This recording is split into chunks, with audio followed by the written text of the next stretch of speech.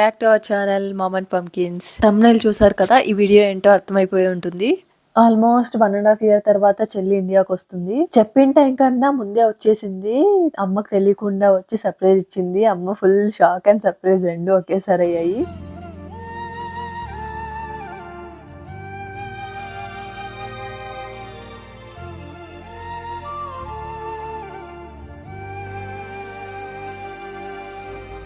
అమ్మ వాళ్ళకైతే అలా సర్ప్రైజ్ ఇచ్చింది. ఇక 1 week తర్వాత వైజాగ్ వచ్చింది.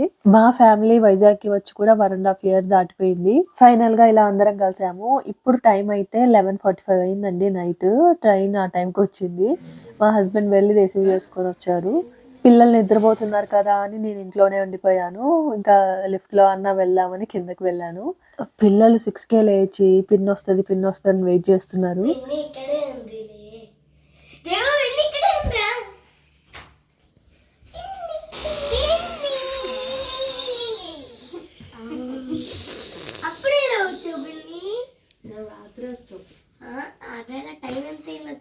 ఇక వచ్చి రాగానే తెచ్చినవన్నీ చూపించడానికి రెడీ అయిపోయింది.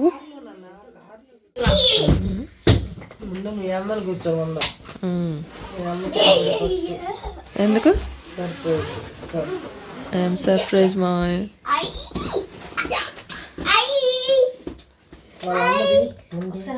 చాక్లెట్లు కాదు చెప్పులు.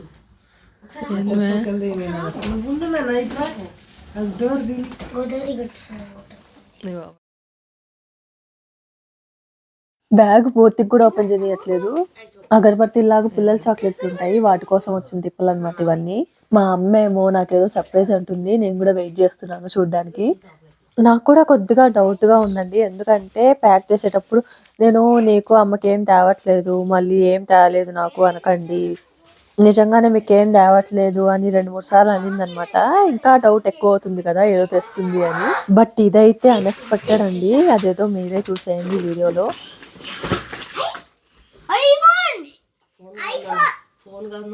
నాకు అప్పుడే డౌట్ వచ్చింది. ఇది నార్మల్ వాళ్ళకి తెలిసి ఉండకపోవచ్చు అండి, బట్ క్రియేటర్స్కి అయితే బెస్ట్ అనమాట. మంచిగా యూజ్ అవుతుంది వీడియోస్ తీసుకోవడానికి. అంటే ఒక మనిషితో పని లేకుండా మనం ఎటు పోతే అటు తిరగడం, ఆటో ట్రాకింగ్ అనమాట. మనం ఎటు తిరిగితే అదే తిరుగుతుంది ట్రైపాడ్. దీని గురించి అన్బాక్సింగ్ వీడియోలో డీటెయిల్ గా చెప్తాను. ఇప్పుడైతే వీడియో కంటిన్యూ చేసేద్దాం. పిల్లలైతే ఫుల్ ఎక్సైట్ అయిపోతున్నారు, చాలా హ్యాపీ ఫీల్ అవుతున్నారు. అండ్ బ్యాక్గ్రౌండ్ అయితే సాంగ్ పెట్టారండి, గోదావరి గట్ సాంగ్.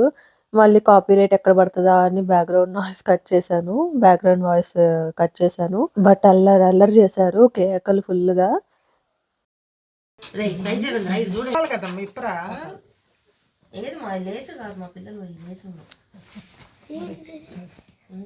పడతాయి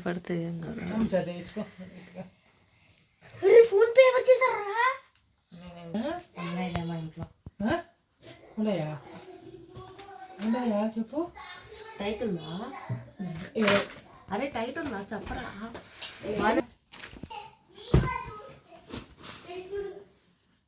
బ్యాగ్ ఇచ్చేయి మీ అక్కకి. ఎట్టాగు బ్యాగ్ ఇవ్వాలి. బ్రష్ కడుక్కోవాలి.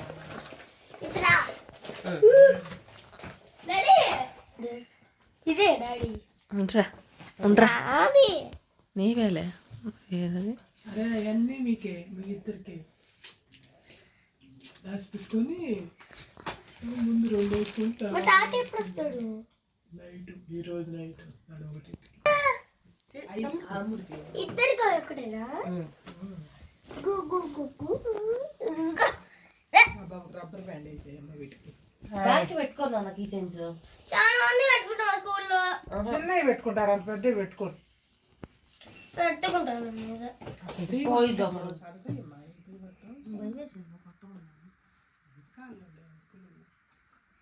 వాళ్ళ ముగ్గురికి షూస్, సాక్స్లు తెచ్చింది. ఇంకా చాక్లెట్స్ తెచ్చింది.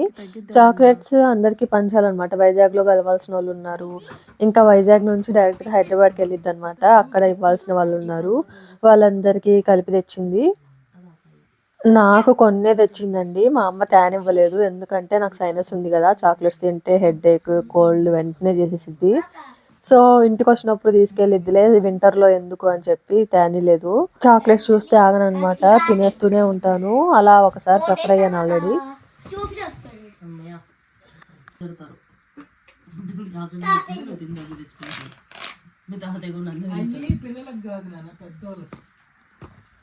కొన్ని అక్కడ కాస్ట్ తక్కువ ఉన్నవి ఇంకా మంచివి తెప్పించుకున్నాము.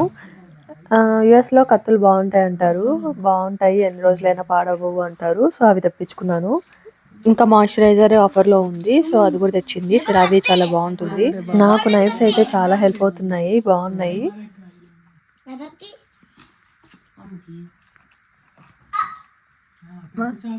కత్తి చూసావా,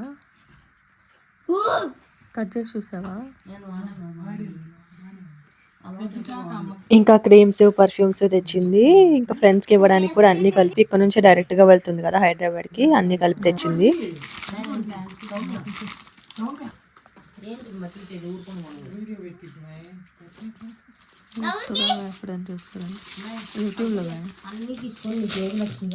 ఇక్కడ 2 అన్ప్రొఫెషనల్ ఫెలోస్ న్యూటెల్లాని ఎలా తినాలో కూడా తెలియకుండా తింటున్నారు.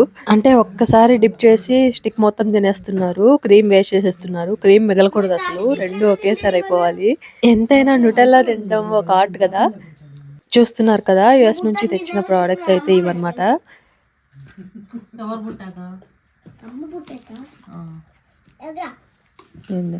ఇంకా ఈ బ్యాగ్ కూడా చాలా బాగుంది, బుజ్జి బ్యాక్ ప్యాక్ టైప్ అనమాట, ఫరెవర్ 21 బ్రాండ్ నుంచి. ఇంకా స్ట్రైట్నర్ రెవ్లా ఉంది, ఇక్కడ ఉంటుంది కదా అని ఒకటి తెచ్చింది. ఇవన్నీ కాదు కానీ నా గిమ్మల్ మాత్రం చాలా హెల్ప్ అవుతుంది. ఇంకా వీడియోస్ ఆగకుండా చేసేసుకోవాలి, మంచిగా డైలీ వ్లాగ్స్ కుకింగ్ వ్లాగ్స్ చేసుకోవచ్చు. ట్రైపాడ్ మాటికి తిప్పే పని లేకుండా.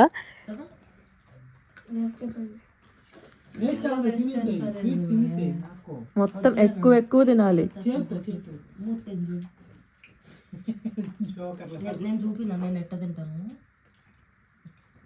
ఎట్లా తినాలో చూపి.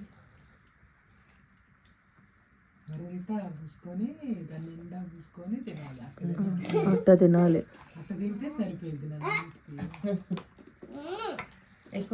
ఆ డబ్బాలు ఉంచండి, పడేకండి. అదే నేను ఉంచుతలే.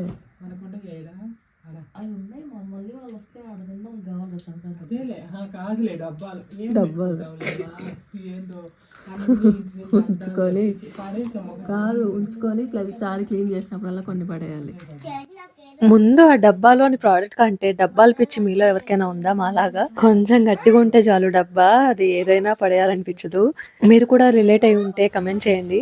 ఇక అన్ని సర్దేసుకొని టిఫిన్ సెక్షన్ లోకి దిగిపోయాము. పూరి చికెన్ చేస్తున్నానండి, పూరి బటర్ చికెన్ చాలా బాగుంటుంది కాంబినేషన్. అండ్ నాకు వచ్చిన కొద్ది రెసిపీస్ లో ఇది ఒక బెస్ట్ రెసిపీ అనమాట, చాలా బాగుంటుంది. ఎప్పుడైనా ఒక మంచి వీడియో చేస్తాను. చేస్తూ సింపుల్ వే కనుక్కున్నాను అనమాట, సో ఖచ్చితంగా చేస్తాను వీడియో. మా చెల్లి పూరీలు ప్రెస్ చేయడంలో ఎక్స్పర్ట్ అనమాట, కరెక్ట్ గా ప్రెస్ చేస్తుంది. పూరీలు కూడా చాలా చక్కగా పొంగుతాయి. పిండి కలపడం ఆలస్యం, పిల్లలు పిండి కావాలని వచ్చి వాళ్ళు ఏవో ప్రయోగాలు చేస్తూ ఉంటారు.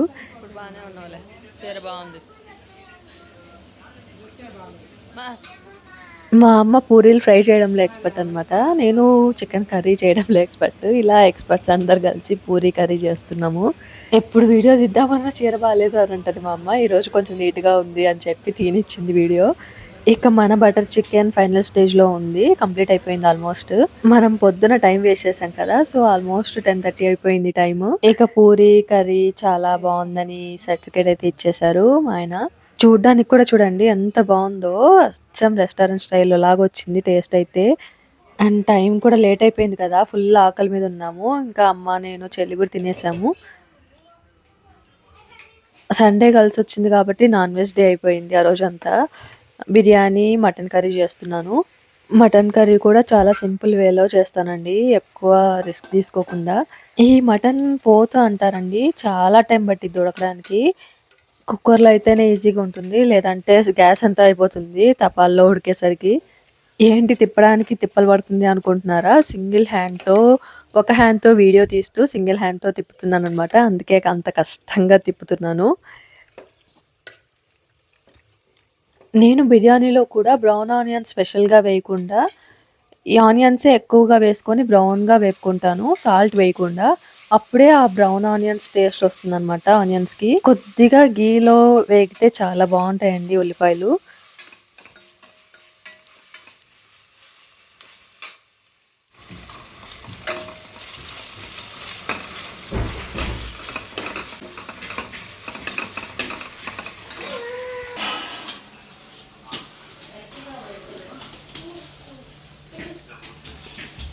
అది అది అట్లా పడాలి చిన్నగా. ఏంటి గోల గోలగా ఉందని వచ్చి చూస్తే చూడండి, స్కేటింగ్ షూస్ వేసుకొని, షూస్ వచ్చాయి కదా కొత్త షూస్, సో స్కేటింగ్ వీల్స్ వేసుకొని తిరుగుతున్నారు ఇంట్లో. నేను ఇంట్లో మ్యాక్సిమం అస్సలు తిరగనివ్వను, బట్ ఈరోజు పిన్ని అమ్మమ్మ ఉన్నారు కదా, వాళ్ళ ధైర్యంతో తిరుగుతున్నారు ఇలాగా. ఎక్కడ పొడుచుకుంటారా, ఎక్కడ ఏవైనా పగలగొడతారా అని చెప్పి నేను అస్సలు తిరగనివ్వను. ఇంకా ఇవి టైల్స్ కాబట్టి కొంచెం సాఫ్ట్‌గా ఉండి కష్టంగా ఉంటుంది. బట్ బానే తిరుగుతున్నారు.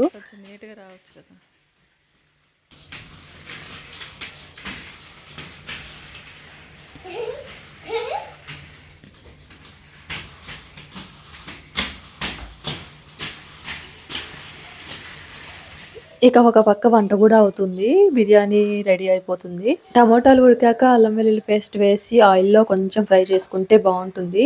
కడుపులో మంట రాకుండా ఉంటుంది. అండ్ అల్లం వెల్లుల్లి పేస్ట్‌లో కూడా అల్లం కంటే వెల్లుల్లే ఎక్కువ ఉండాలి. అప్పుడే మనకి కడుపులో మంట లేకుండా ఉంటుంది. వంటంతా నేనే చేద్దామని చేస్తున్నాను. ఎందుకంటే అమ్మ వాళ్ళ ఇంటికెళ్తే ఎక్కడలేని బద్ధకం వస్తుంది. చేసి పెడితే తినాలనిపిస్తుంది కానీ ఏ హెల్ప్ చేయాలనిపించదనమాట వంట విషయంలో. సో ఇక్కడైనా నేను నా చేత్తో చేద్దామని మొత్తం చేస్తున్నాను. ఇంకా ఇక్కడ మీకు ఒక టిప్ అండి. మనం మసాలాలు వేసేటప్పుడు బిర్యానీలో కర్డ్ వేసుకొని, కర్డ్‌లో ధనియా, జీరా, గరం మసాలా పౌడర్స్ వేసుకుంటే, బిర్యానీ మసాలా పౌడర్ కూడా అవన్నీ వేసుకొని ఇలా పెరుగులో కలిపితే మంచి గ్రేవీలాగా వస్తుందనమాట. పెరుగు ఇంత గట్టిగా ఉంది కదా, నార్మల్ పెరుగు అయితే ఇంకా బెటర్. ఇది డబ్బా పెరుగు కాబట్టి ఇలా ఉంది. నార్మల్ పెరుగు ఇంత గట్టిగా ఉండదు కదా. ఇలా పెరుగులో కలిపేయడం వల్ల ఫ్లేవర్స్ అన్ని బాగా తెలిసి బాగా కలుస్తుంది అనమాట. ఇంకా పెరుగు కూడా విరిగిపోకుండా చక్కగా కలిసిపోతుంది గ్రేవీ లాగా.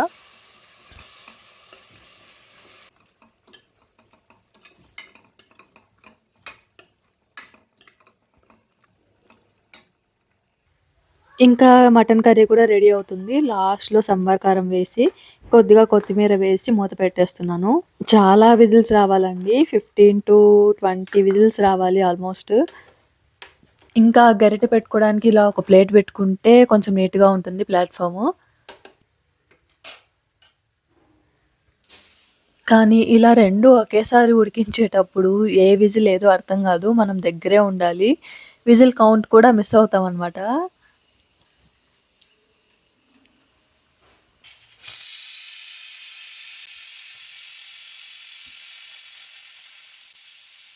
ఇంకా బిర్యానీ కుక్కర్‌ది కూడా స్టీమ్ ఇప్పుడు పట్టుకుంది. ఇది టైం పట్టిద్దిలేండి విజిల్ రావడానికి చాలా టైం పట్టిద్ది.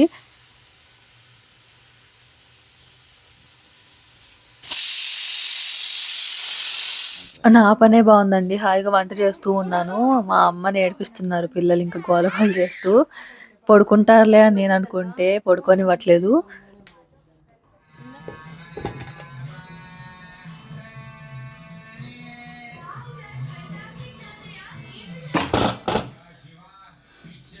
ఇంకా నేను ఫుల్‌గా హడావుడిలో పనిలో పడి వీడియో ఏం తీయలేదు. ఇది నెక్స్ట్ డే అనమాట.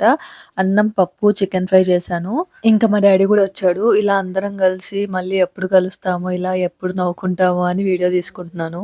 నాకు మెమరీలాగా ఉంటుందని చిన్న చిన్న క్లిప్పింగ్స్ తీస్తూ ఉంటున్నాను. అంతకుముందైనా మా చెల్లొస్తే మాత్రం పిల్లల పనంతా మా చెల్లె చూసుకుంటది. స్నానం చేయించడం గానీ, హోంవర్క్స్ రాయించడం గానీ అవన్నీ. ఇప్పుడు మిస్ అయ్యారనమాట. సో, హోంవర్క్ రాయిస్తుంది. ఇంట్లో కుకింగ్ వర్క్స్, మిగతా పనులు చూసుకునేదాన్ని.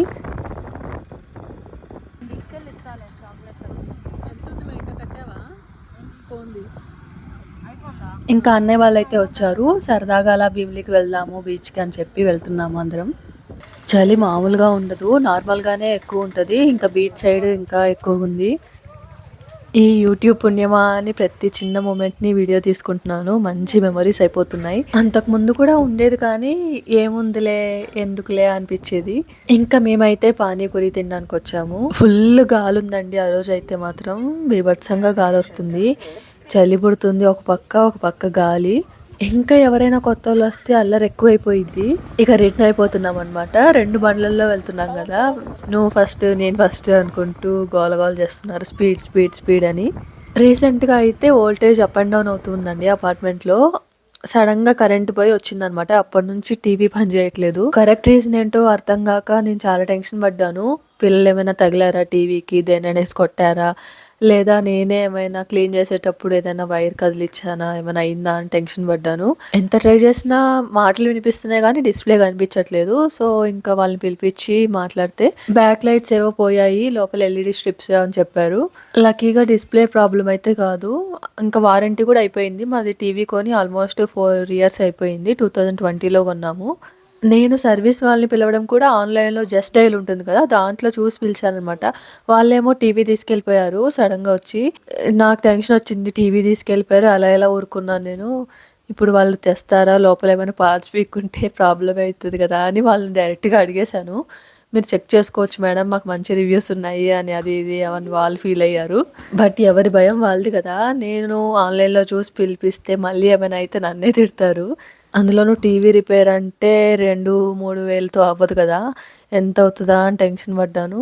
రిపేర్ కాస్ట్ అయితే 7,500 అన్నారు. ఇంకా వచ్చి చూసినందుకు 500 అన్నారు. అలా ఒక మంత్‌లో ఖర్చు తగ్గింది అనుకుంటే ఏదో ఖర్చొచ్చి పడతది. వాళ్ళకి కూడా కాల్స్ చేసి చాలా టెన్షన్ పెట్టాననమాట నేను. ఎందుకంటే అమ్మ వాళ్ళొచ్చారు. బోర్ కొట్టిద్ది కదండీ టీవీ లేకపోతే అని చెప్పి. మా రిలేటివ్స్ వచ్చారండి. టీవీ త్వరగా తీసుకొని రండి అని గోల గోల చేశాను కాల్స్ చేసి. ఇంకా హౌస్ షిఫ్టింగ్ అప్పుడు రివర్స్ బిగించారంట. నాకు చూసి కరెక్ట్‌గా బిగించారు. ఈ ఎలక్ట్రికల్ వస్తువుల దగ్గర చాలా జాగ్రత్తగా ఉండాలండి. వోల్టేజ్ అప్ అండ్ డౌన్ అవుతూ ఉంటాయి. అపార్ట్మెంట్స్‌లో ఇంకా కష్టంగా ఉంటది.